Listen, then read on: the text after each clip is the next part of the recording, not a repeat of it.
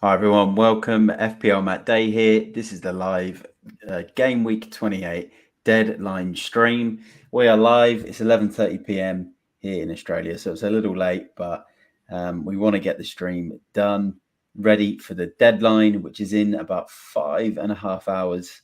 I believe it's around that time, so not long until deadline. I've got a special guest tonight. You may recognize him from previous streams. It's Quinton from the FPL Amateurs of Oz. How you going, mate?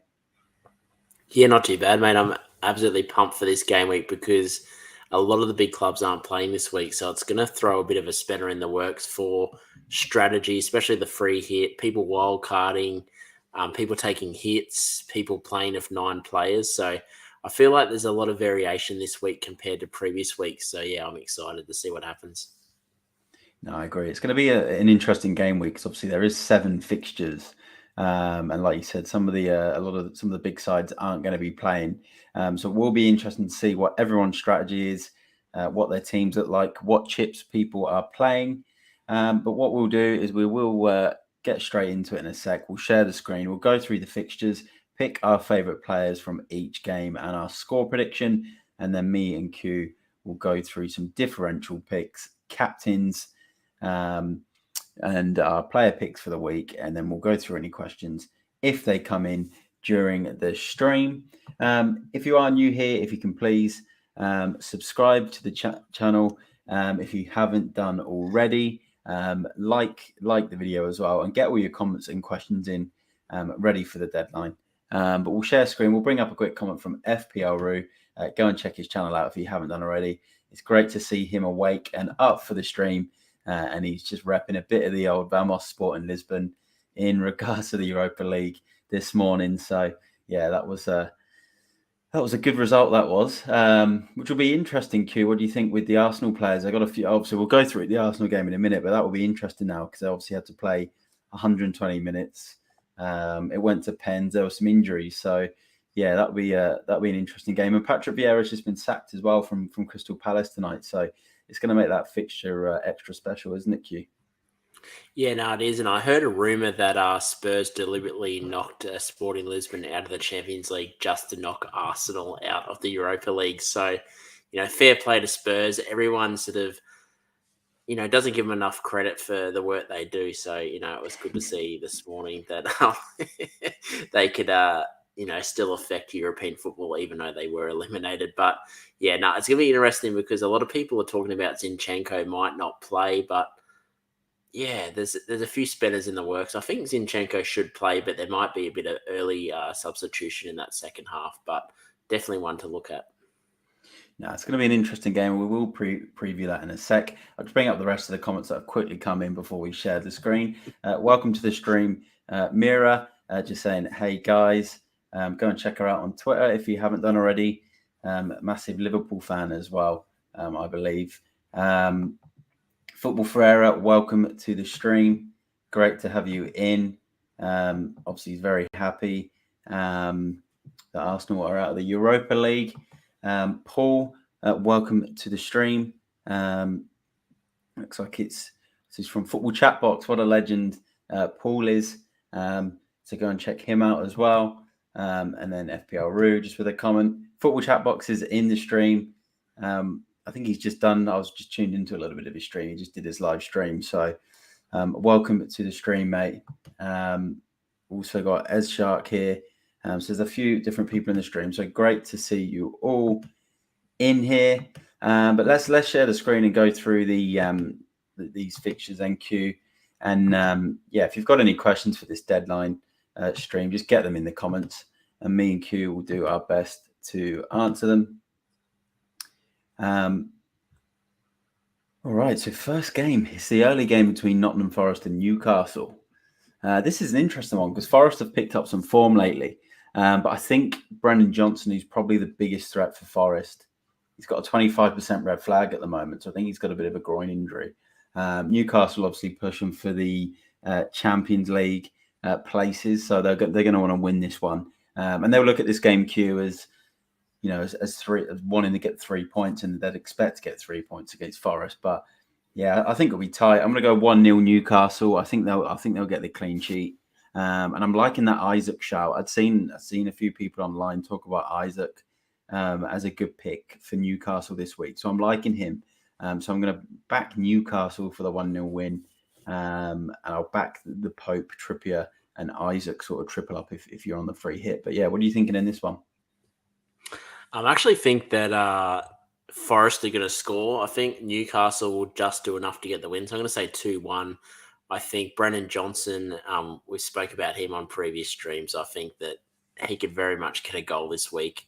I think Trippier is obviously the pick for defensive assets. I could see him getting an assist, but yeah, Isaac, I think he's a great pick. It seems like Wilson's still not fully fit. The only downside to Isaac is that he might get a early substitution in the second half, but I really like the pick. He got into some really good areas.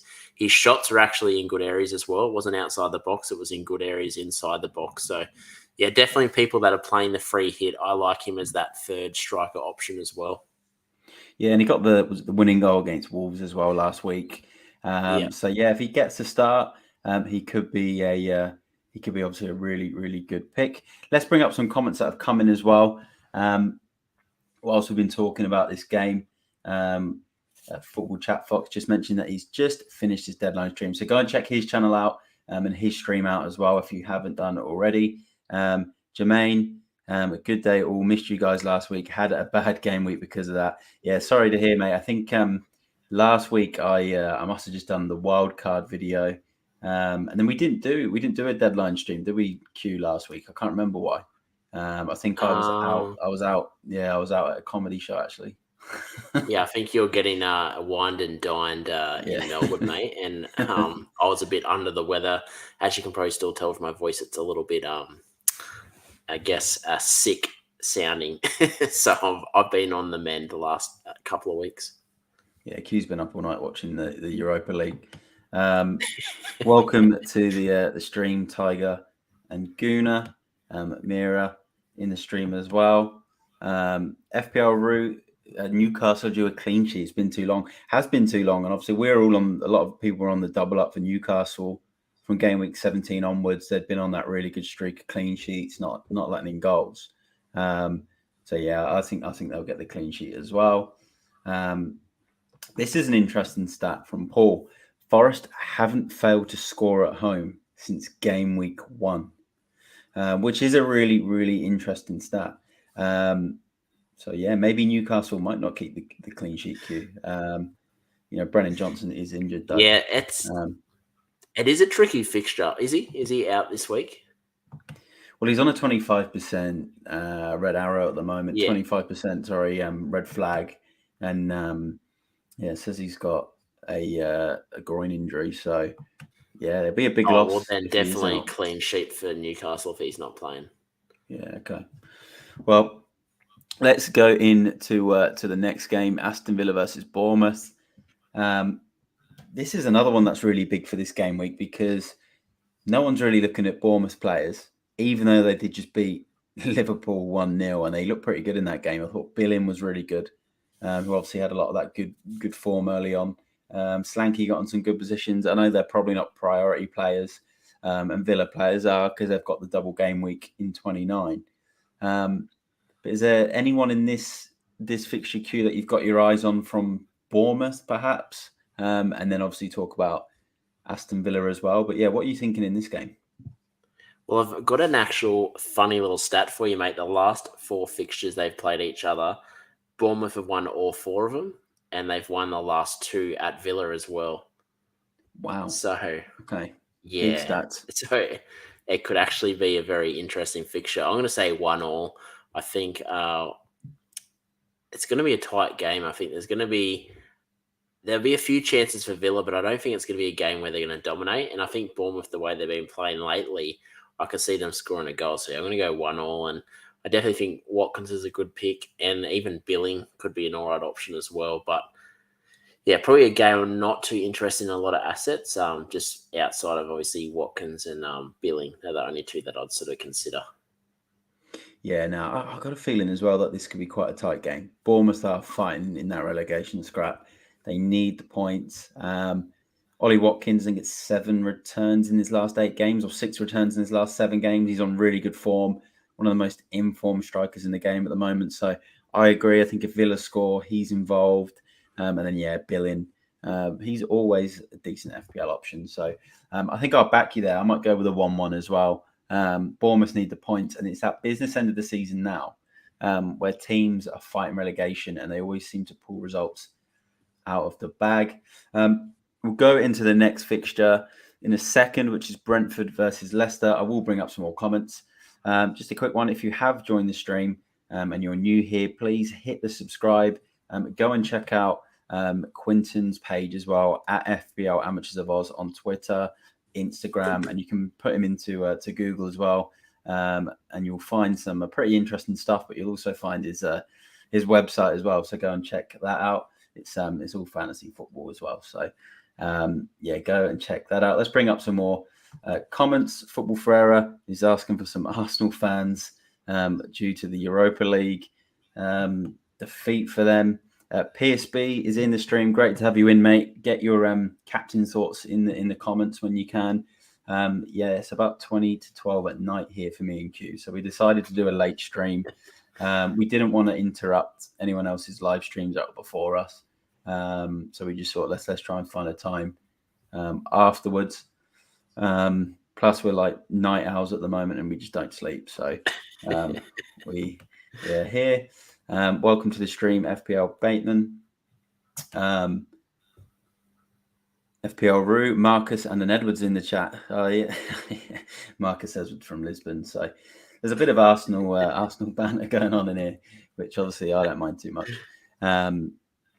And FPL Bateman is cooking some scrambled eggs as he mulls over his captaincy choice. We will do a captain section. Once we've done the fixtures, we'll go into our captains and differentials. And Q has got a big captain differential, apparently. So I'm waiting for that one. Just some Europa League chat as well. That draw is going on, just happened, and Seville got Man United, I believe. So Man United at home, I think, in the first leg. I feel bad for Sevilla. So tough draw for them. Yeah. Something like Q Bath, and he is wearing the Man United shirt on my stream again, and I've warned him about that. I've warned Q about wearing Man United shirts on the stream. There has been some very interesting UCL draws. To be honest, I think if for City, I think Haaland won't. They got Alvarez now, but I still think he's just a machine. He can play every minute from now to the end of the season, in my opinion. What do you think on that one, Q? It is a tough one.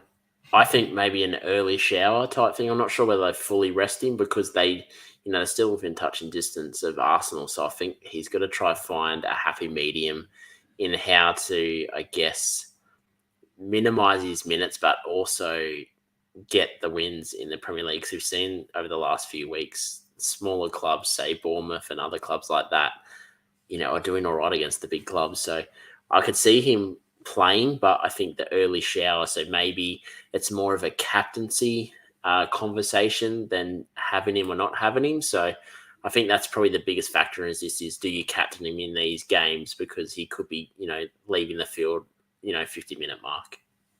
Yeah, no, I agree. And I think look, we don't mind captaining him if he scores 5 goals in 62 minutes, do we? So we'll see what happens. But it's a good point. It's a good point by Football Chat Box. I think they'll keep playing him. It's at the business end of the season now. So what is it, 11 games in the league? I think it is about that. And obviously some teams have got less, some have got more.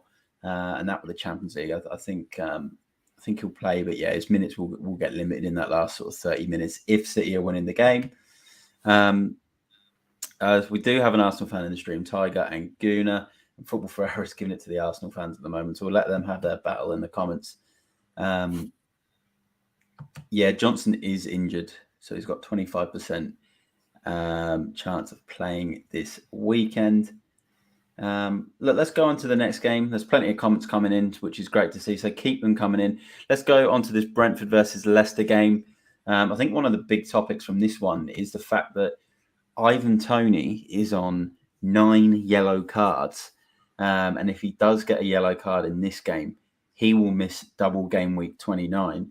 And the most FPL thing ever to happen would probably be Tony getting a yellow card in like the last minute of the game, kind of like when Maddison got that yellow card in the last second of the game, and he missed that next game week, and we're all just absolutely fuming. And you can see it happening again in this one, can't you, Q? Like, for me, like I actually watched one of the shorts FPL Rue, who's in the comments, did earlier, and he was saying he kind of wants Tony just to get the booking now, whereas I'm actually happy for Tony to not get booked, keep him for game week 29, get the first game out of him, and then I'm not so bothered about the second game away at Man United if we get at least one game out of him anyway, because I feel like one fixture is enough for him to score in.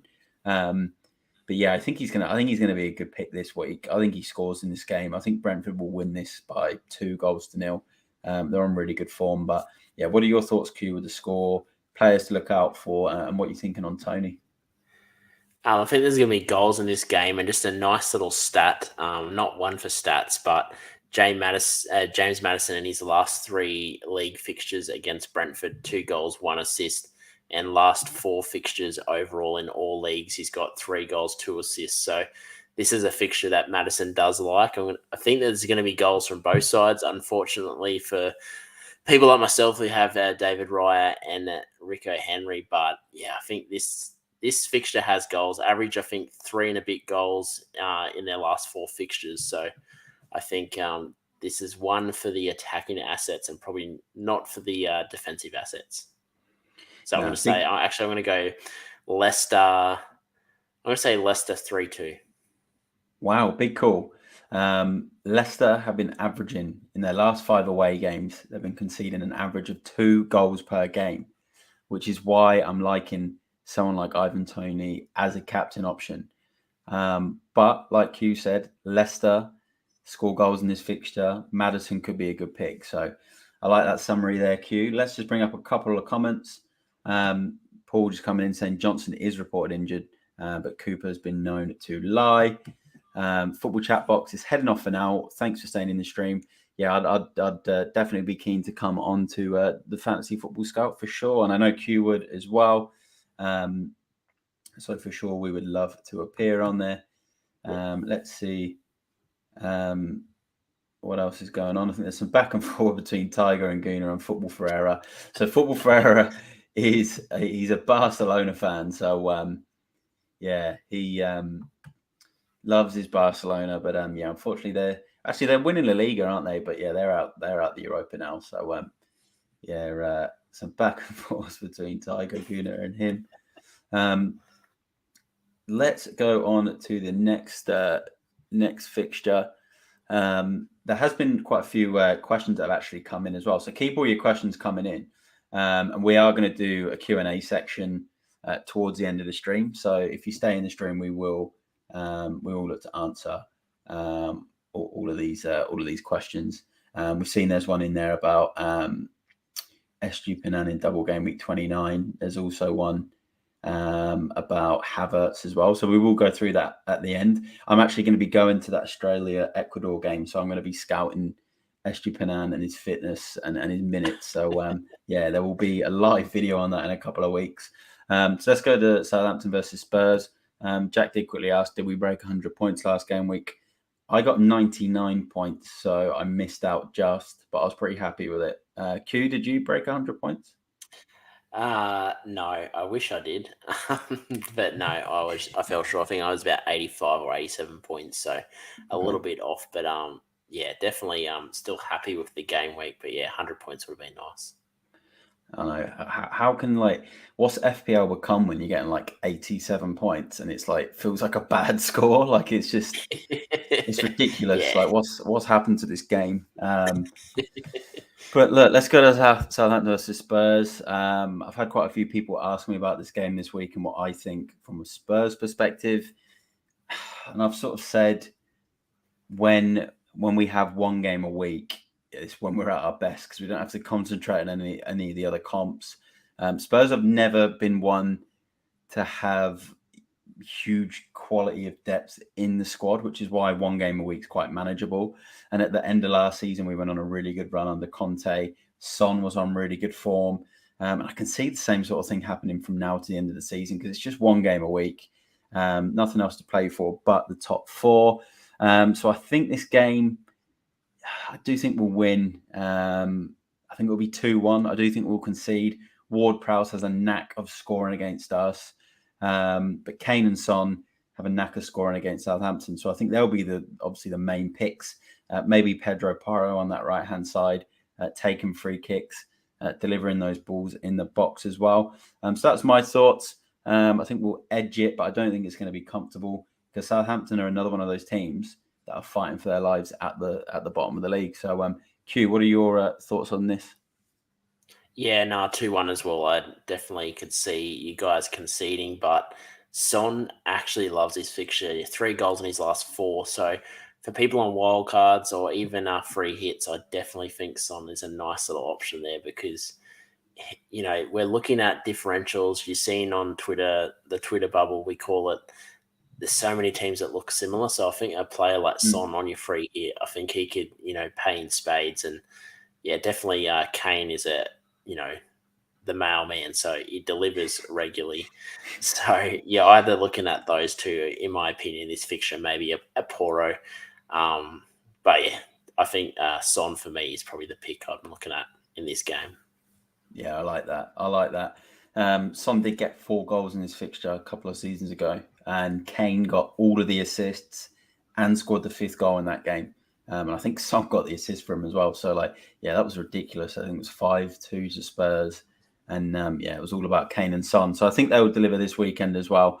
It's gonna be an interesting one because, like you said, Q, Son could potentially be a good pick, but no one's really looking at him. But he has returned in 2 of his last 4 starts. So and he does this game, I've got a bit of PTSD from this game because the start of the season I started with Kane in this fixture instead of going with Haaland against West Ham. So, I do have a little bit of PTSD, but don't let it hold you back. Yeah, I remember that because it's 4-1 to Spurs. Kane didn't get a return. Son got the assist, and I think he hit the bar as well. And that was unlucky. There's always goals, lots of goals in this fixture. But yeah, it's always nice as well to have a game week where people are backing Spurs players and Kane captain and Son captain, and obviously we'll go through the captains soon. But it must be the first season in FPL history. I'll have to check back through. I might have captained in the season, but it's one of the first seasons where I've not regularly captained Harry Kane most weeks, obviously because of Haaland. And yeah, maybe I might have to this week, but it's nice to see some Spurs love. Let's go to Wolves versus Leeds. Probably one of the fixtures people aren't as excited about. I think like with all Wolves games, I always say it's going to probably be 1-0. So I'll pick maybe 1-1. Wolves to squeeze a goal and Leeds to grab a goal in this. Maybe 1-1. Bamford for Leeds probably is someone I always seem to like backing Bamford when he's fit. And then for Wolves, who's there to even really pick these days? Ruben Neves penalty or something or free kick. So I'll go 1-1, but I wouldn't be looking at too many players from this fixture on your free hit. But yeah, what are you thinking on this one, Q? I'm going to go 0-0, and Jose Sarr's going to put on a masterclass. He'll get bonus save points and the clean sheet this week. So this fixture Seeker being very tight. I think both sides will get their chances, but I'm not sure the quality of chances. And I think there's probably going to be enough chances in this game for Jose Sarr to get saves, but you not love too Jose many. Sarr. Yeah, so shout out to D10 Football. He's a massive fan of Jose Sarr as well. So definitely think that this game could be very low scoring, and I can see it being 0 also. That's I'm going to go for that. That's actually quite a good shout because every time Q talks about Sarr, it means you've got to get him in because he always seems to put in a huge performance whenever you talk about him. You never know. He could scrap out one of his random double-digit scores, actually, Sarr. So, yeah, that's an interesting pick. PSB thinks it's going to be an exciting game. So, yeah, I mean, the nil-all games do get a bit exciting, but they can. Probably not for FPL. You can get a good 0-0, but just not one that involves Wolves at the moment. But we've had some lots of questions that come in. One from Craig. lots of other questions. So we are going to go through those questions at the end. So yeah, keep them coming in. Don't worry, we will answer them at the end. So like we're not ignoring the comments. But thanks Tiger and Guna for this comment. Great podcast. Appreciate your support in here. And we've also got a wild card being played here by Jermaine, which is interesting. People that are on their wild card, and I will answer this question that's come in from Tiger and Guna, because I know this concerns Q as well, because Q's got Emerson Royal in his team. Do I think he'll play this game week?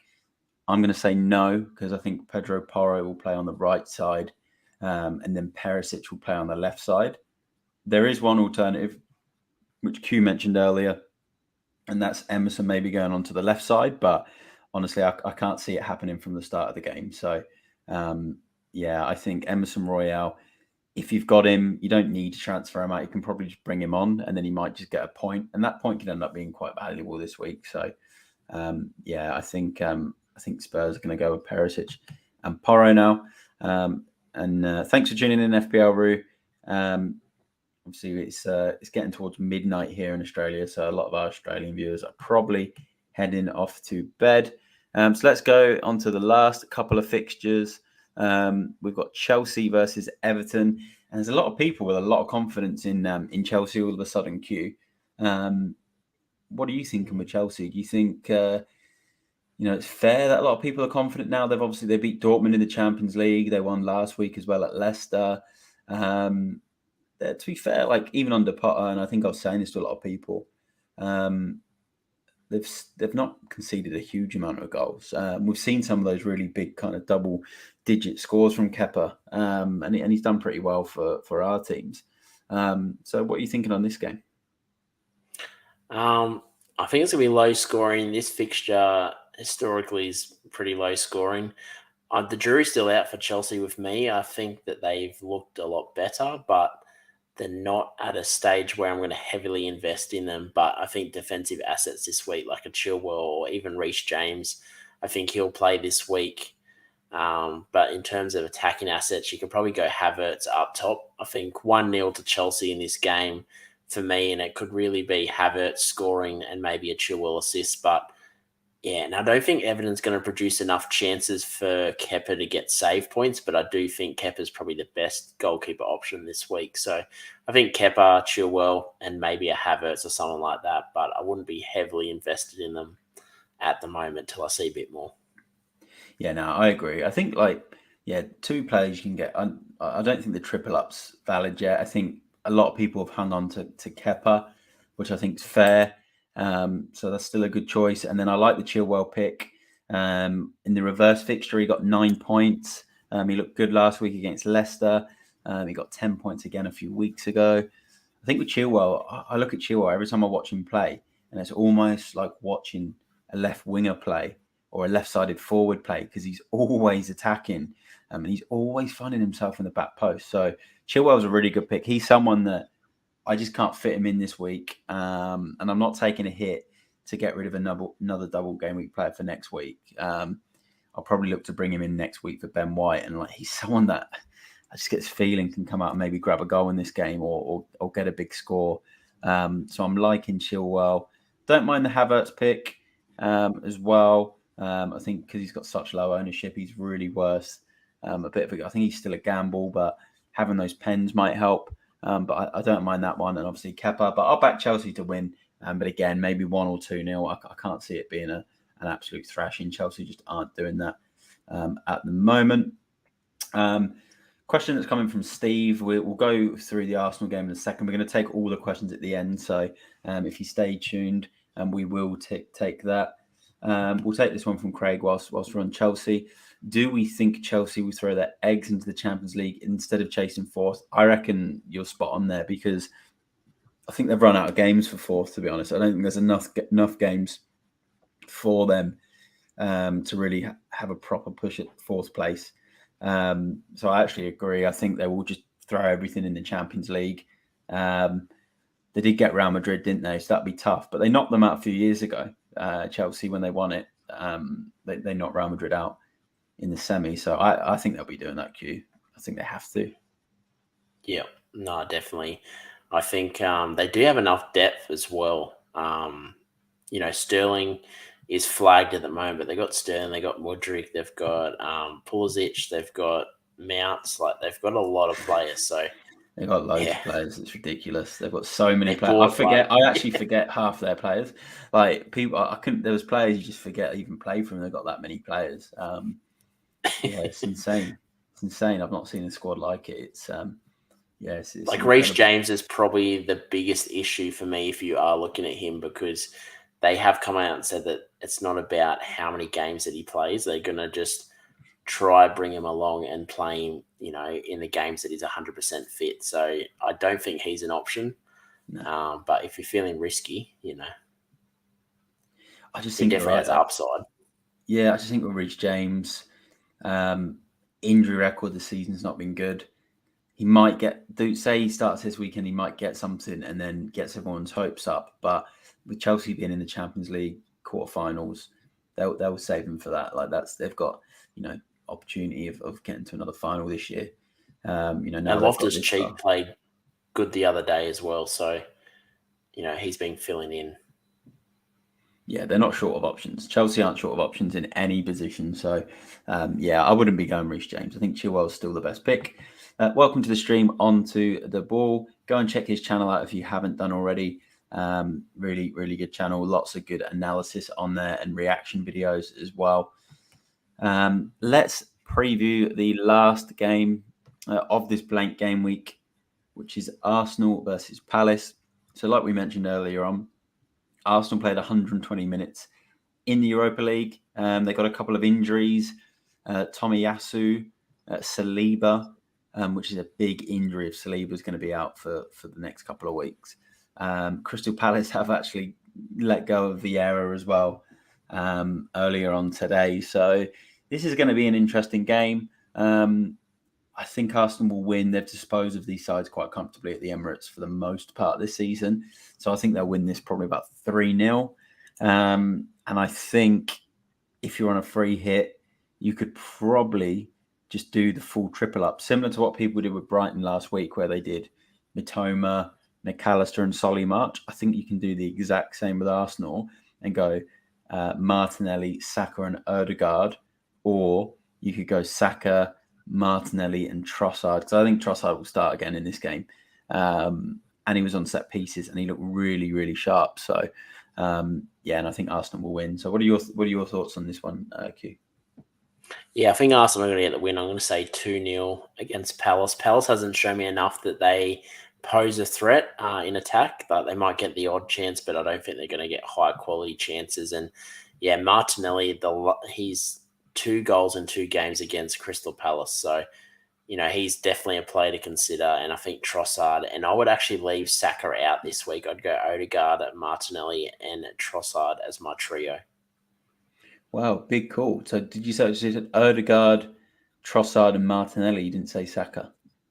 No, I'd leave Saka out. He looked, I don't know whether it's fatigue before their fixtures or whether it's just the way they're playing when Martinelli, Odegaard, and Trossard are all on the pitch. He kind of gets left a bit out wide and is not really involved in attack. That could change this week, but yeah, what I seen last week, I definitely thought he was probably the worst out of the 3.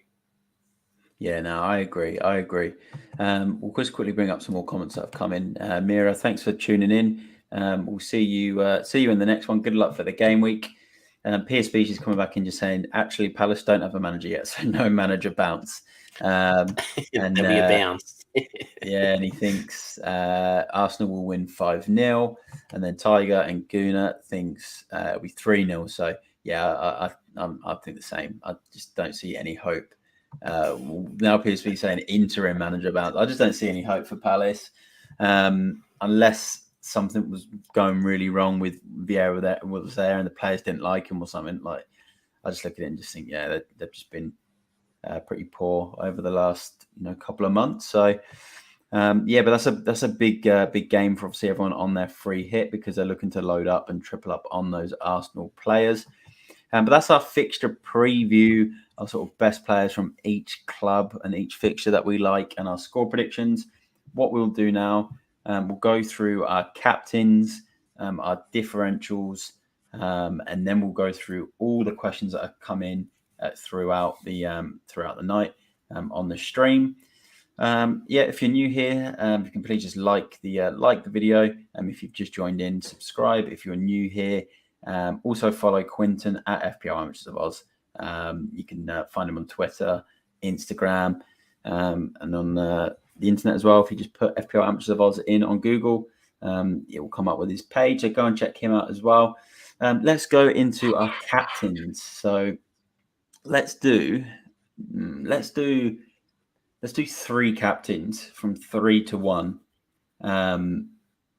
And then after that, we'll do a random captain that we think, could do well as like a curveball, because this is a game week where obviously no Haaland. So, it's a good week to pick someone random. We'll just quickly answer this question. How long are we streaming for?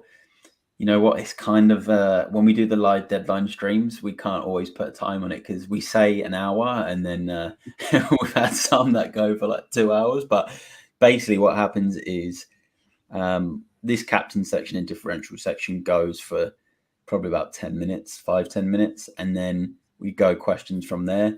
And the questions we just go on the questions until they kind of stop coming in. So we will start answering the questions probably in about 10 minutes after this section. Great to see you in, mate.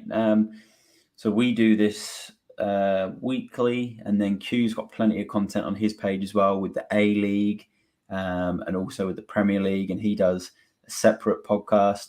But it's more your podcast, Q's more on like the Apple podcast and Spotify and stuff. Yeah, on Spotify. Yeah. So the last 2 weeks we haven't done the pod just because with my work and I've been a bit under the weather, but we'll be back next week with an episode. But yeah, we do the weekly episode and then obviously a jump on your streams as well. So, and then sometimes I'll do a thread as well. So yeah, a bit of everything. Yeah, Q's everywhere. He's a bit of a utility man. Can play in any position you need. So he gets around. But let's do our captains. Let's do number 3. Go with your third. Q. Who's your third captain pick? My third captain pick this week is going to be Odegaard. That's not a bad pick. Obviously, he did score last week. I like that. I'm going to do my third, but I'll tell you what I'm going to do. I have to go back and just make sure when I did my Twitter thread and I did the top 4 captains for this week. I need to make sure that I don't say it in the wrong order. Someone else. Number 3, I went Tony against Leicester. And I did that because Leicester are just letting goals in for fun away from home. Tony got the double-digit return in his last game. So Tony number 3 for me. So he's my number 3. Q's gone with Odegaard. Number 2, I'll go with my number 2 first. I went with Saka. I know Q was sort of talking about Saka looking a bit off form, but he's been strong at home, playing against a relegation battle inside with Palace. And he's also on pens, and I think he'll bounce back with a goal this weekend. So he's my number 2. Q, who's your number 2? My number 2, I'm torn because I do have Kane, but also listening to Tony, I kind of wish I had Tony as my third and Odegaard as my fourth, but I'm going to say Kane. I think Kane's definitely a good option. I have PTSD from Kane, but I definitely think this is a fixture he could easily score 2 goals in. So I'm going to say Kane for my second pick. Yeah, no, I like that. And just going back on Tony, I think he's really been a lot of people kind of like overlooking him, thinking, they've got their points out of him last week, but I think this is such a good fixture, the Leicester one. But yeah, Harry Kane could have had 2 goals last week, though. Like a lot of people are like, he got his goal, but I'm like, he could have had 2, could have had 3 goals last week. So he's having a great season, and then I don't want to curse it, but pretty much every penalty he gets, he scores. So, but yeah, I don't want to curse it because all it takes now is him to get a penalty on the weekend, and then Danny Ward. Although people are saying Danny Ward might get dropped for Leicester, probably plays, saves the pen, and sits on everyone's bench. So. Let's see what happens there. But yeah, I like the Harry Kane shout in number 2. Harry Kane's going to be my number 1. I think it's purely just based on the fact that he obviously likes to score against most teams. But Southampton's one of those teams.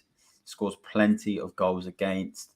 That one game a week again for Spurs, so they've had the rest. So I think it's it's a good fixture, and I think he's just consistent. I think when you've got a week where Haaland's got a bad fixture, or he's not playing like this game week, you can kind of put it on Kane and pretty safe that you'll get at least a goal with some bonus points. So he's my number one. Yeah. Q, what are you thinking with your number one captain pick? Well, stop the presses, mate. I'm going to say James Maddison is my number one pick this week. Wow. I just think this fixture is screaming goals for me, and in the history says that there's going to be goals in this fixture. And I thought Maddison last week, he could have actually had 3 goals. He was, just everything that Leicester did going forward was James Maddison, and they probably should have finished with a few goals. The scoreline didn't really tell the full story. I think it was Maddison got a pass to someone who hit the bar. He then forced a great save from Kepa, and then come close on another occasion. So I think this is a fixture where he's going to get his chances, and not very often will he blank 2 game weeks in a row when he's getting chances. So I think this is going to be a fixture where he could get a nice little boost in the rankings, picking sort of, a lowly owned player as captain.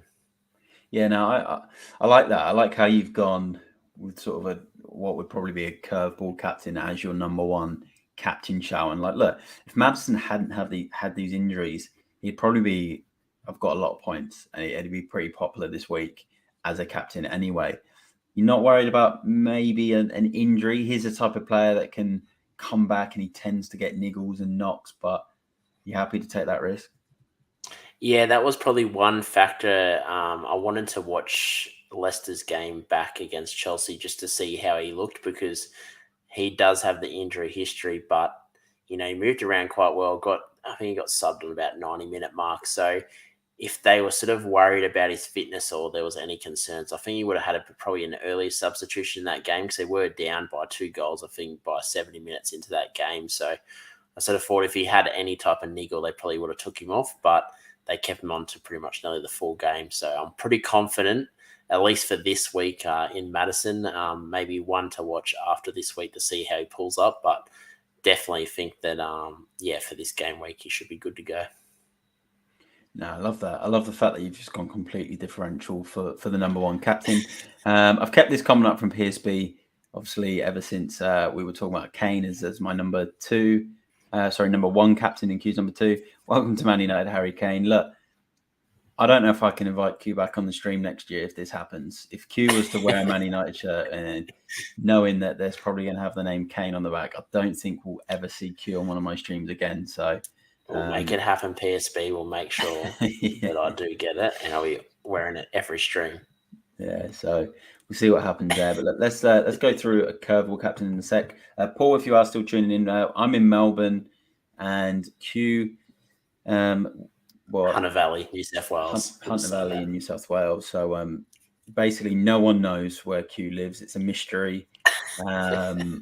If I tell you, I'd have to kill you. So, so yeah, Q's in just a random place now. But we've got a couple of different captains here as well. So Tiger and Goon has gone with Martinelli as captain. I like that shout. I just think he's on form. When a player's on form, even last night in the Europa League game, he was involved in the first goal. It got saved, and then Xhaka scored the rebound. And yeah, Martinelli's just on that. He's on that form again that he had at the start of the season in FPL, where everything he touches just turns to goals or assists. So I like that shout. What do you think, you? Yeah, I think this week it's the captaincy is probably going to be the difference maker for a lot of teams, especially a lot of people free hitting, so the sides are going to be quite similar. But this is a week where I think there's at least 10 captaincy options. There might be a few that are a bit rougher than others, but this is probably the week to go for different captaincy option, because it's not, a definitive captain. Like Harry Kane's probably going to be popular, but I wouldn't be saying, guaranteeing Harry Kane's going to get, 50 million points as a captain. I think there's definitely opportunity, spread out. So I think definitely if you think he's going to score this week, I definitely would back your gut, because it could pay off. Good stuff. All right, so pick one curveball captain, Q. I'll go with Ben Chilwell. I think I was saying before, pretty much plays as a left winger. He's always arriving at the back post. he's basically like owning a midfielder that can get you a full clean sheet, like 4 clean sheet points instead of just the one as a midfielder. So, and the extra point than a midfielder for scoring a goal. So for me, I think Ben Chilwell, he could end up with a really good score this weekend.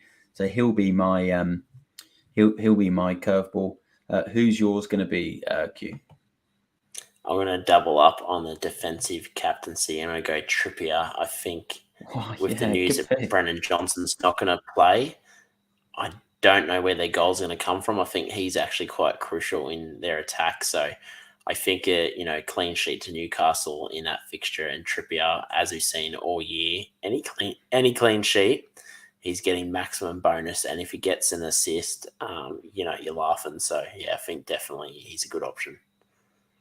Trippier is a very good option, and a lot of people have kind of gone quiet on Trippier because Newcastle haven't been keeping the clean sheets. But he got the assist last week against Wolves, and obviously I know Wolves did score, but there was a point in that game when it was still 1-0 to Newcastle, and he was on the full sort of 3 bonus at the time. So yeah, I think you're right. Without Johnson, Forest might be lacking a little bit up front. We could get back to that sort of double-digit Trippier again. So I really, really like that. Yunus Fitness, welcome to the stream, mate. He said he's captaining Watkins. Hopefully it turns out, fingers crossed. Do you think that's a good captain shout, Q? He's got the form. Well, yeah, and when you see Watkins score similar to Tony, he's almost getting maximum bonus as well. So he's one of those players where if he does score, you're pretty confident he's going to get 2 or 3 bonus. So, he scores, you're almost looking at 10 points. So, yeah, I think he's definitely a good option. Yeah, well, he's my transfer this week. So I bring Watkins in for Haaland. So I did move on Haaland, which sounds crazy even saying that I've sold Haaland. But I can bring him back in game week 30 with a transfer anyway. So that's fine. I'm happy to have him not in my squad in game week 29. If he scores a hat-trick against Liverpool or a double against Liverpool, then so be it. I'm going to gamble with Watkins. He's in form. I will say, though, the last time I put Watkins in my team when I said he was on form last season, he went on a barren streak of not scoring for about 6 games. So, yeah, sorry if I've cursed Watkins. But I did have some good form out of him the year before when he first joined Villa. I like him as a player. I think he is a decent captain shout. He is on form. So, be an interesting one there with Ollie Watkins. Paul just going back to the Forest game that the clean sheets lock because Dennis is playing up front. So yeah, he's not really hit the ground running at Forest at all. Just a W there from Football King. Welcome to the stream, mate. PSB did mention that Martinelli play the entire 120 minutes versus Sporting, so he could be subbed off early. So yeah, that's a good point. That's a good point.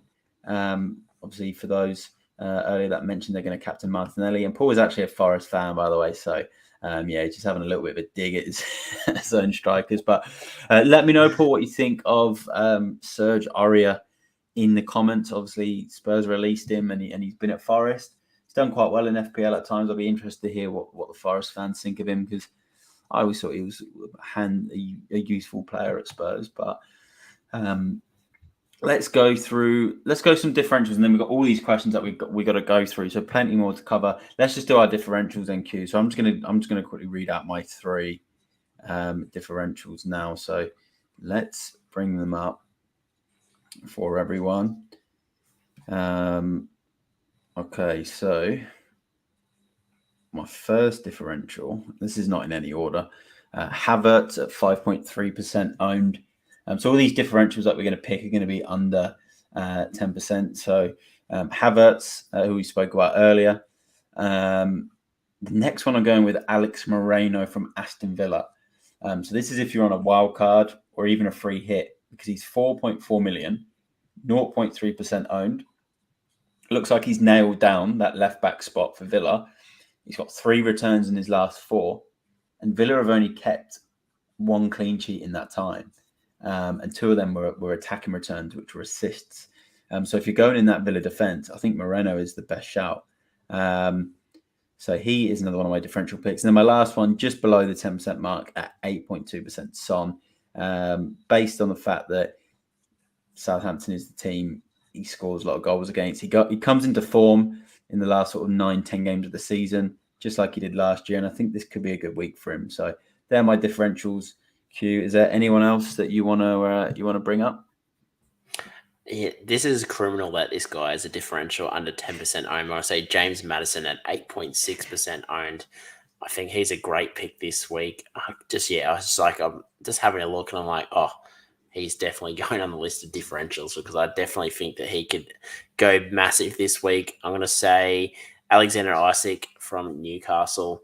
I think he will get the start. I think that, that he's going to be in amongst that penalty area. Service from Trippier, I can see him scoring a goal. And a third player, I'm going to say Poro as well. I think at the moment he is only owned by... he's very low owned. Yeah, so he's only 0.5% owned. So I'm banking on that he's going to get the start. But being an Emerson Royal owner, I really hope that... for some reason he'll get the start, but I think Poro's locked down that spot. He's looked really good going forward. I think I said to you, he looks like a Trippier-esque type player when Spurs sign him. So you said I'm holding out for when he does start getting regular starts, and I think, I don't think he's going to lose that spot unless he has a horrendous game. So definitely think he's a great option this week, especially for people heading into a bench boost next week. They have a good fixture. It is a single game week for them, but definitely think he's one of those options that can enable you to get someone else. No, I like the Poro pick, and he is kind of Trippier-esque in the way he plays. He definitely can shift a bit quicker than him, but he can take free kicks as well. He hit the bar against Wolves, so it looks like he can take a set piece. So he is an interesting pick. I like the Madison differential. I think he's still low owned though, just because of all those injuries. I think if he didn't have the injury problems, we would have seen him get quite a lot of points. And I think he'd probably be one of those players that would be in that kind of like 15 to 20%, maybe even more, because he was showing some really good form. So I like that one. So and the Isaac one as well. It kind of reminds me of last season with Madison. I watched him a couple of games and I could see he was getting the chances and looking good, but he wasn't getting the returns. So I think this is the week to get on him because, if he goes 15 points this week, he could definitely, be the most transferred in player next week. So people that are looking to get ahead of the curve definitely think this is the week to go for Madison. No, I like that. And I like the Isaac pick as well because, he did score the winning goal last week. Low owned. It's someone different as well. Yunus said his top three differentials are Son, Havertz, and Matt Cash. Matt Cash is another good one from Villa. He's kind of gone forgotten about now in FPL. Like last year, he was a very big player. This year, obviously, he hasn't really got the returns. So, interesting pick. And then if you obviously have Matt Cash this week, you get 2 games out of him next week. So that is our differentials, captains. And obviously, we did all the fixture reviews. So now let's go through all the questions. So if you've just joined the stream or you're still in the stream, start getting your questions in now. I'm going to go up all the way to the top of the comments and just start from scratch with the questions. Anyway, we want to go through all of them. So let's go into it. So there's plenty of comments to get through. So let's find the first question that was asked. From the start of the stream. How far are we away from deadline now, Q? How many hours? When is the deadline here where we are? Deadline's 5:30, so we're about 5 hours, give or take. Maybe. Yeah, well, maybe 5 minutes and 5 hours and 5 minutes away from the deadline. So you never know. If we get enough questions, we might just end up being on the stream until deadline. The way it's going. So I'm just bringing up some of the questions from earlier. I'm just going through. Here's the first one, and it come in from Sam, and he asked if anyone is considering Havertz. We've probably answered that throughout the stream now. I've put him as a differential. I've got a wildcard video, so I did a wildcard video. So if you go onto my videos, check out my wildcard video. So I did the wildcard, which takes you from game week 28 all the way up until game week 30, and he's in there as well. So look, I like the Havertz pick. If I didn't already have Tony, and it was between Tony and Havertz. I'd pick Havertz, probably because Tony's yellow card. But Q, were you considering Havertz, or you got a bit more of a thing for João Felix, don't you? Yeah, I like Joe Felix. Havertz has looked really good.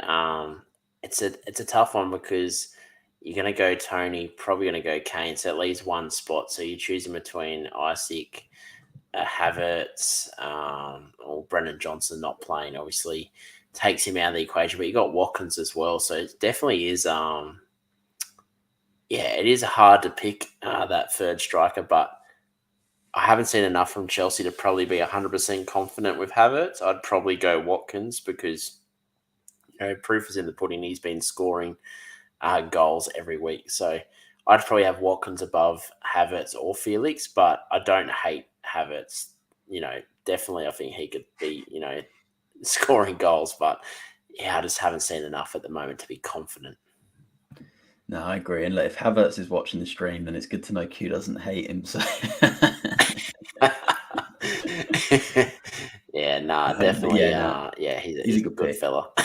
Yeah, he's a good pick, and he's on pens as well. So I can see the logic in it. I think he's worth to go, especially against Everton, and then 2 games in 29. Tiger and Gunnar asked Martinelli or Kane as my captain. I still think Arsenal. I know Southampton not doing that well. I think Arsenal's fixture's better with Palace at home, and obviously Arsenal have been a lot better than Spurs this season. So I'd say picking an Arsenal player makes sense on paper, but I'd probably say between those two players, I'd still back Kane as the better captain. What do you think, Hugh? Yeah, I'm probably going with the mailman out of these two options. With Arsenal, it's one of those things. Some weeks it's Martinelli, some weeks it's Odegaard. Is it going to be Saka or is it going to be Trossard?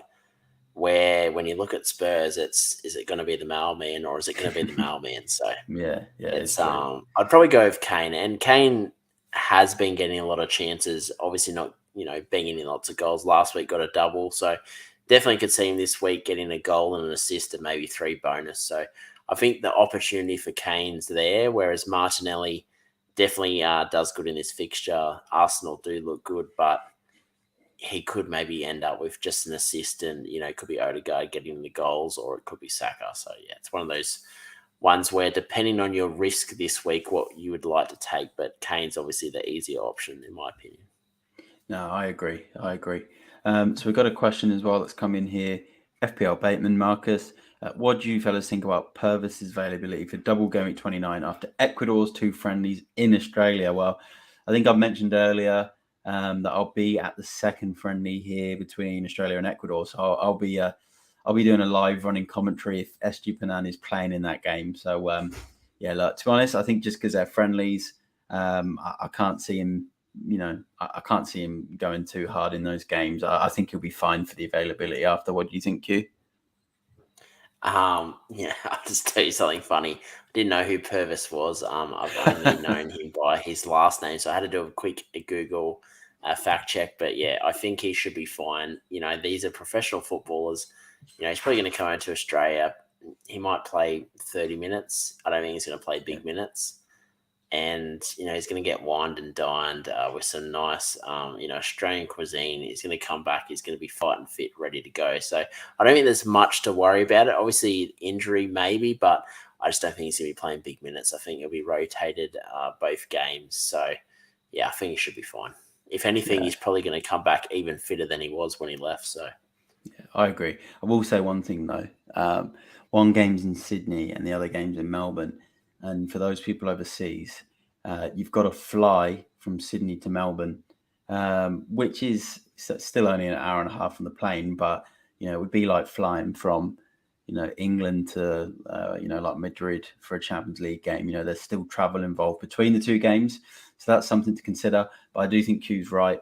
There won't be sort of I don't think they're going to take these games too seriously. They're friendly, really.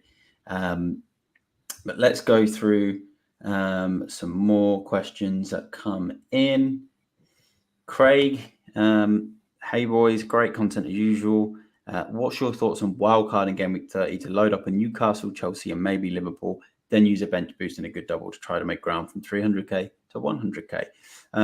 Well, I've not used my wildcard yet, so my thoughts is to look at using it in either game week 30 or game week 33.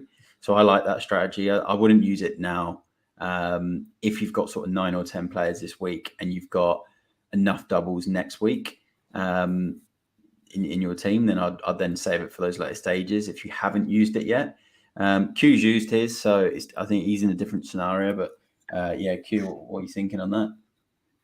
Yeah, well, shout out to Craig. He's a friend of mine, and the perfect podcast to come on and ask that question, because Matt Day is pretty much the number one fan of the using your wild card after 29 and bench boosting in 34. So you've come to the right place. I definitely think there is merit in it. I didn't like that strategy at first, but after listening to you, Matt, and your thoughts around it has actually sold me on it, that it could be a nice different. I'm going to say a differential chip strategy, and I think it could pay off. So yeah, definitely think 30's probably a good time to use that wild card if you haven't used it already, because then you can set yourself up for the 34 doubles. And then I think there's blanks in 32, if I'm not mistaken. So you can probably look at those as well. You'll have a bit more information heading into 30 and 31 about, what teams are going to blank in 32. So yeah, I don't mind that option actually. And I think there could be some benefits to it. No, I think so. I think you can also look at free hit 32 and then wildcard 33, which leads you to 34 all the way through to game week 38. I know you're not getting lots of game weeks out of your wildcard, but you're going to get double game weeks that people without chips might not be able to maximize on in the same way. So that's what I'm liking from that. Anyway, let's go to Steve's question. How many Arsenal players to include on a 28 wildcard, and best 2 goalkeepers to pick, please? I'd say with Arsenal players, you can still have either one of Odegaard and Saka, or both of them. So I'd say to include in a wild card for 28, I'd say, but then you'd probably want the triple up for this weekend. So I'd say include 3 on the wild card for 28, and then remove one of them next week for a double game week player. Because unless you're not bench boosting, and you can sort of bench maybe an extra couple of them, but I'd say still 3, with the idea of maybe selling one on next week. And then as for 2 goalkeepers, I like the best. I still like Kepa from Chelsea. I think he's good value. 2 games in game week 29. Chelsea aren't conceding huge amounts of goals, so he's probably my number 1. And then number 2, I'll probably go with Steele now from Brighton, because they got the double game week in 29. You can just bench him this week and play Kepa, and then you can use a bench boost and have Steele, who's got Brighton have got the best double game week in game week 29. So I'd probably say, and he's cheap as well, I'd probably say where I'd be at. If you don't use your wild card in 28 and you use it in game week 30, I'd actually say the best goalkeeper, second goalkeeper, is Fraser Forster, because he's cheap. It's like Danny Ward is, and he's playing for a stronger team than what Danny Ward is. So, and he's probably going to let less goals in. So that's how I look at it. Q, what are you thinking with the Arsenal players? And then if you want to pick your best 2 goalkeepers, I think if you're wildcarding this week, I definitely think 3 Arsenal assets are the way to go. I think 2 attacking, 1 defensive asset. So, 2 of either Odegaard, Martinelli, Saka, and then obviously Zinchenko or even a Gabriel is another option. But yeah, I think at the moment you can hold 3. I'm looking at transitioning away from 3 probably around that week 30. And then, using that slot for another asset, possibly a Man City asset like a Foden or a Mahrez or so on. But definitely if you're wildcarding now, I'd keep 3 assets heading into 30, because they don't double next week, but they've got a great fixture against Leeds. They've got a good fixture this week. So, yeah, definitely worth having 3. And then, sorry, I just had to cough. And then goalkeeping assets, I think Kepa definitely is probably the best option. They do double in 28. They have good fixtures heading into 30, 31, 32. That second option, I think, obviously still has plenty of double game weeks. I think Raya is definitely a good option as well, because he's always good. Yeah, and he gets the save points, and even last week they conceded, and up until he did that miraculous header off the corner. He was on 1 bonus. So he's shown that the weeks that they do concede, he still most features in bonus and gets save points. So I think he's the keeper that has good floor. And definitely in 34 against Nottingham Forest, he has a good fixture. So for people bench boosting, he has a nice fixture then as well. So definitely an option. But yeah, Steele's probably the best person to pair up with Kepa for the amount of fixtures that they have left. No, I like that. And I just was bringing up the total points from goalkeepers on my screen. And I looked at this the other day and I just couldn't believe it that Alisson is still he's the number one for total points this season from goalkeepers. He obviously got the most last season based on how many clean sheets Liverpool got. This year, they've not had as many, but he's still number one. So, yeah, incredible. But David Raya is number 2. And Q's mate, Jose Sarr, who's one of his favourite goalkeeper picks for this week, is number 3. So, yeah, there's other options there for keepers too. PSB asked when. Oh yeah, sorry, I was just going to say, in terms of the goalkeeper, also if you're looking at BPS, David Raya is the best goalkeeper on BPS with 14 points. So definitely also one to consider there for a bit of floor points for my boy David Raya. No, he's been a bargain this season, right? And I'll never forget that game against Chelsea in the midweek early on in the season where he got, I think it was 11 points, and me and Q both benched him. And we were so angry because we'd been talking about Raya and Q had been talking about Raya for the whole season, and we had bought him in and benched him. And lucky it was the next night, Danny Ward scammed a clean sheet for us and managed to get us 10 points anyway. But yeah, never benched Actually, David Raya. I'm looking at Danny Ward's fixtures. If he is in goals, they've got Palace, then they've got Villa, then they've got Bournemouth, then a hard fixture at City, then they got Wolves, then they got Leeds, and they got Everton, and then they got Fulham. So they actually have a decent run of fixtures up to 35 as well. He's a number 2. I think that's if he keeps his place. I just look at it and think if you play your wild card later and Fraser Forster's playing number 1 and he's just so cheap, and don't know, I just look at Leicester and just think, yeah, they're just going to let too many goals in. Yeah, it's more of he's definitely going to be getting saves because there's definitely going to be conceding shots. But I think, yeah, as you said, Kepa's the number 1, and then you're looking at a Fraser Forster. You've got Ward, you've got Raya. Yeah, there's lots of options there for that second keeper. PSB asked when we play in your bench boost. I was going to play it in game week 27. I ended up leaving 20 points on the bench. Could have ended up being a really, really good time to play it. And I was always playing it in game week 27 until double game week got announced in 29 and I changed. And now I'm using it in double game week 29. And I think, Q, you're the same, aren't you? Yeah, 29. At the moment, it's there's a few issues that could come my way for the bench boost next week with Tony possibly, on the verge of suspension, and then obviously Emerson Royal lost his spot in the lineup. So, I could have 2 subs ready to go next week, but yeah, definitely 29 for me. I've done my wild card early to make sure that I was set for that. So yeah, I think at the moment I'll still stick with that. Good stuff. And then Craig with another question. Without Sleeper, he's only got 9 players left. Is it worth a -4 to replace him? I've got enough in the bank to afford any defender. I've got Chilwell and Trippier. Who would you recommend? I'd go bold and go Alex Moreno from Villa. You get a game out of him this week. I think he starts at left back, and then you get 2 games out of him next week. And he's cheap as well. And I've got a feeling he's going to get an attack in return. But that's just because I'd go mega differential. Q, is there someone else that you would recommend? Bear in mind he's got Chilwell and Trippier. No, I think Moreno is definitely a good option.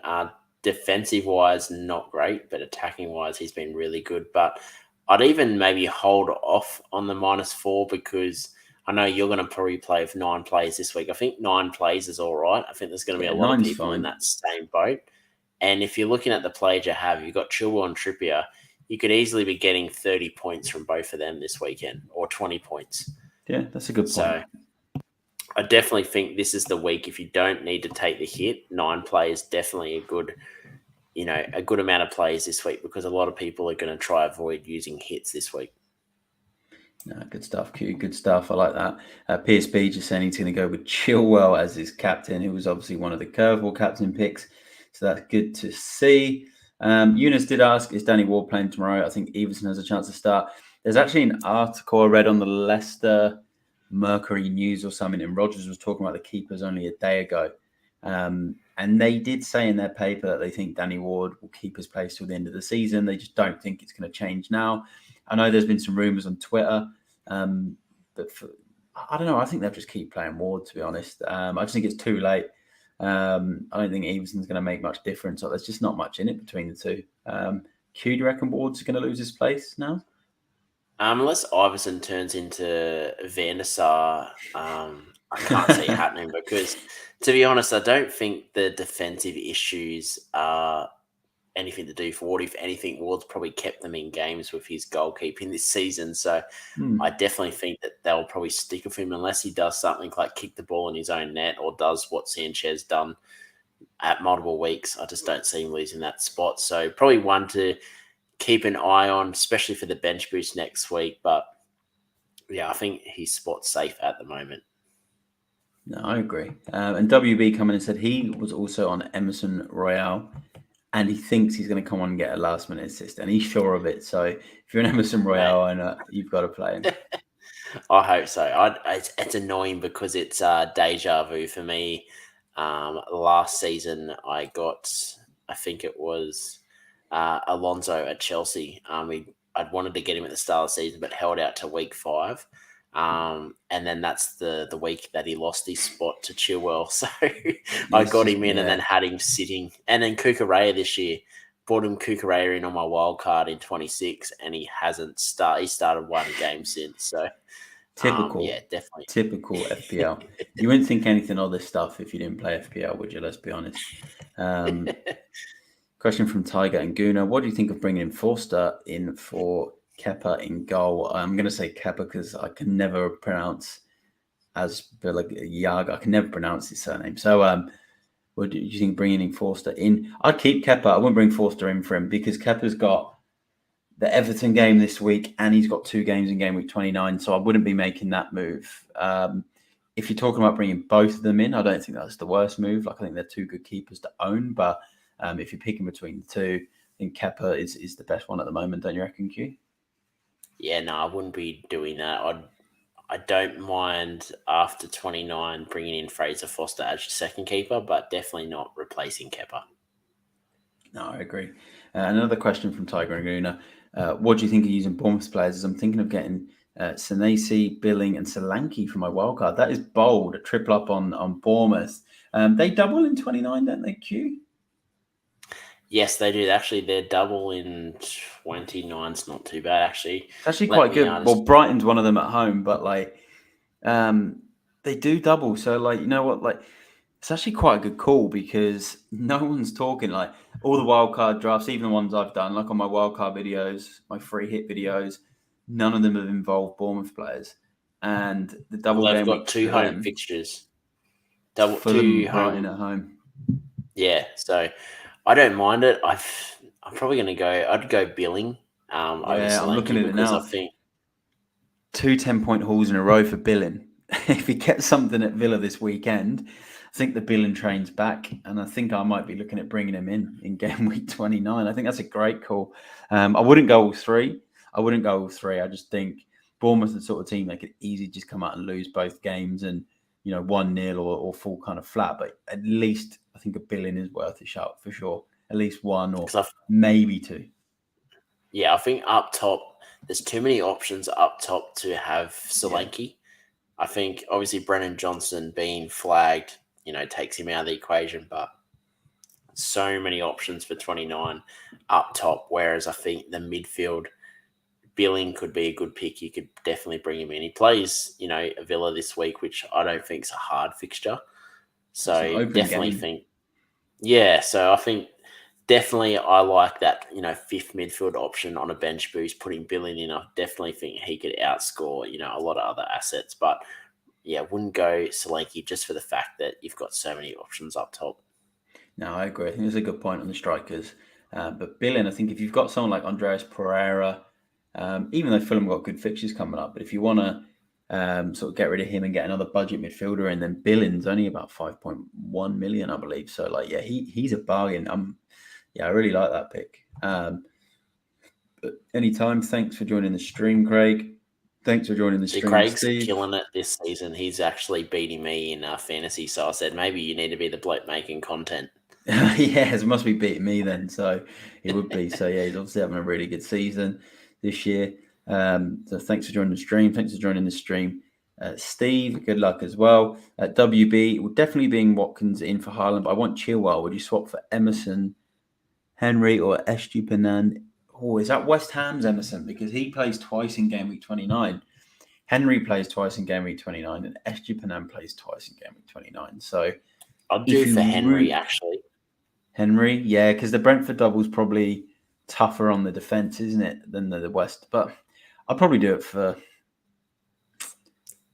I'll probably do it for Emerson because I want to keep Henry for future game weeks because I like Brentford. So like, I'll probably do it for Emerson, but I'd also do the Watkins one and maybe just wait a week because Chilwell's still at that stage where he's still fresh. You never know what if he grabs another injury, but it is a good fixture. If that's just for 2 transfers, I'd do it. If you're taking a hit, I wouldn't bother. If you've got I don't actually rate Chilwell's double. I think it's a tough double for Chelsea. Yeah, better in Liverpool. Opinion. Yeah, because I could definitely see both sides scoring, and I'd probably even hold the transfer. Yeah, I'd do it then for Emerson Royale. No double. He's going to come off the bench this weekend. I think it makes more sense. And if it was for a hit, I think it will buy itself back. Yeah, no, definitely. If it is Emerson Royal, yeah, definitely. I'm probably going to be in the same boat. It's probably going to be nearly the same transfer that I'm going to make. So, is selling Haaland on a wildcard a good move this game? We can get him back in 30. Yeah, that's what I'm doing that, and I think you've done the same, haven't you, Q? Yeah, I got Kane in for Haaland, and I've got obviously a way back through either of my forwards in Watkins, or I can just go Kane back out in 30. But yeah, we'll see. I agree, and I think Q's right. You've got to have a way back to Haaland. You don't want to spend all the money next week, and then it takes you a couple of transfers to then bring him back. But anytime, thanks everyone for all of the comments and the questions. Thanks for everyone that tuned in tonight. If there's any last minute questions, quickly get them in the next sort of 10 or 20 seconds. Me and Q have been streaming for an hour and 17 minutes, just coming up to an hour and 18 minutes. It's 10 to 1 in the morning in Melbourne here. So we're about 3 hours or so until the deadline. It's been a good stream, Q. Any final thoughts on this game week? Anything else you want to add? Definitely if you have like 9-10 players, I wouldn't be taking hits. And if you do have an extra transfer, I'd maybe hold it because there's so many things that could happen heading into 29. Like, Tony could definitely get a yellow card this week. So then you're going to, need to get him out. There could be injuries. Ward could lose his spot. You just never know. And if you have him, you want at least a little bit of wiggle room in these fixtures and international break as well. So, a bit of time before 29 as well. So, yeah, I think if you got 9 to 10 players, I definitely think you can, just stick with them. No, I agree, and I think I'm going to look at it now, and I'm probably going to regret bench boosting in game week 27 because what will probably happen is Tony's going to get booked, Ward will lose his place, so that's 2 positions I've then got to change, and then there'll be a bunch of injuries on the international break. So Q's right. Like, if you can hold a transfer, do it. I think you can afford to play with 9 men, 10 men this week for sure. Like, there's only 7 fixtures. If you've got Harry Kane, Saka, those types of players, you're probably going to be fine. But yeah, I'm getting a little bit worried now after Q saying that because I'm thinking I could have bench boost for 20 points. But if Ward does lose his place and Tony gets booked, I'm going to have a big transfer strategy for game week 29 and I might not be able to bench boost now. But look, fingers crossed, Ward keeps his place and Tony's on his best behaviour. Last comment, 950. Yeah, I actually used to live in Perth, so I know all about the good times there for the Premier League compared to the East Coast. So, mate, we're in the trenches over this side of the country, mate. Yeah, other than Champions League. So like Champions League's good, and early morning Premier League games in the midweek. But yeah, not really the weekend ones. Except at the start of the season, the early games okay. But yeah, they've definitely got it good in Perth for the Premier League. But yeah, look. One last thing as well, Matty. Yeah. Also, in terms of captaincy this week, I think it's the week that you can go differential and not be punished too badly.